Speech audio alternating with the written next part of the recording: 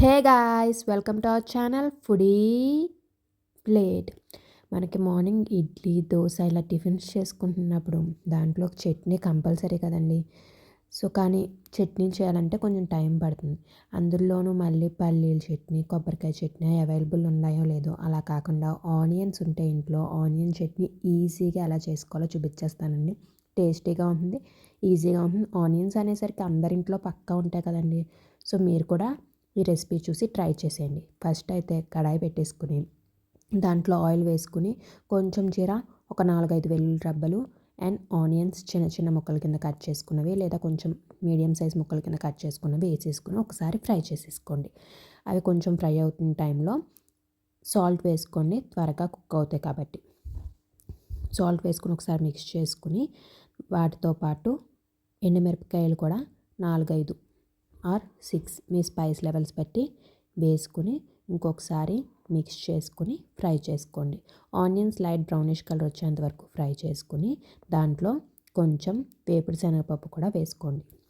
ఒక 1 or 2 table spoons వేపుడు శనగపప్పు వేసుకుని తర్వాత కొంచెం కొరియాండర్ కూడా కట్ చేసుకుని వాష్ చేసుకుని వేసుకోండి. వేసుకున్నాక ఒకసారి మళ్ళీ బాగా మిక్స్ చేసుకోండి. ఒక 1 to 2 మినిట్స్ హై ఫ్లేమ్లో పెట్టుకుని ఫ్రై చేసుకోండి. ఏంటండి మా ఛానల్ సబ్స్క్రైబ్ చేసుకోకుండా వీడియో చూసేస్తున్నారు? సబ్స్క్రైబ్ చేసుకుని పక్కనున్న బెల్ ఐకాన్ క్లిక్ చేసి నోటిఫికేషన్స్ ఆల్లో పెట్టుకుని అప్పుడు వచ్చి మళ్ళీ వీడియో చూసేయండి. ఆల్రెడీ సబ్స్క్రైబ్ చేసుకున్న వాళ్ళకైతే చాలా థ్యాంక్స్ అండి. సో ఇప్పుడు ఒకసారి ఫ్రై చేసుకున్నాక దాంట్లో ఒక గోలీ సైజ్ చింతపండు కూడా వేసుకుని ఇంకొకసారి మిక్స్ చేసి స్టవ్ ఆఫ్ చేసేసుకుని పక్కన పెట్టుకోండి. అది కొంచెం చల్లారాక అప్పుడు మిక్సీ జార్లో వేసుకుని మొత్తం మిక్సీ పట్టుకోండి. వేడివేడిగా ఉన్నప్పుడు మిక్సీ పట్టుకోకండి, కొంచెం చల్లారాకే మిక్సీ పట్టుకోండి. అండ్ కొంచెం సాల్ట్ ఎక్స్ట్రా యాడ్ చేస్తున్నాను, చూసుకుని యాడ్ చేసుకోండి. ఇందాక మనం ఆనియన్స్ కొమ్మిని కుక్ అవ్వడం కోసం కొంచెం వేసుకున్నాం, సో మళ్ళీ వేసుకున్నామండి. దీంట్లో కొంచెం వాటర్ ఇంక్లూడ్ చేసుకొని మిక్సీ పట్టేసుకోండి.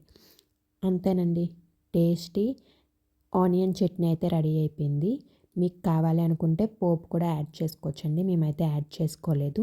మీరైతే ఇంకా బాగుండాలనుకుంటే పోపు కూడా యాడ్ చేసుకోండి, అది ఆప్షనల్. టేస్ట్ని ఇంకొంచెం పెంచడానికి లాస్ట్లో నిమ్మకాయ కూడా పిండుకుంటున్నామండి. చట్నీలో నిమ్మకాయ పిండుకుని ఇంకొకసారి చట్నీ మొత్తం మిక్స్ చేసేసుకుని సర్వ్ చేసేసుకోవడమే. ఈ వీడియో కనుక మీకు నచ్చినట్లయితే లైక్ చేయండి, అలాగే మీ ఫ్రెండ్స్ అండ్ ఫ్యామిలీతో షేర్ చేసుకోండి. Thank you for watching. See you in the next video with a new recipe.